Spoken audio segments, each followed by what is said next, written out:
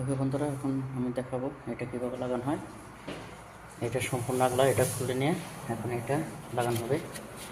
আমি এই জায়গা সেকেন্ড দিয়ে নিচ্ছি, এটা কাজ করতেছি তো এটা এটা আমি লাগাবো দেখাচ্ছি। এখন আমি এই দেখেন এইটা থাকার কারণে আপনি সিলিকন দিতেও পারেন, না পারেন, সমস্যা নেই, লিক হবে না, কিন্তু আমি দিয়ে নিলাম। এই যে এখন এটা বসার এই দুটো নিচ থেকে লাগাইতে হবে। এই যে এখানে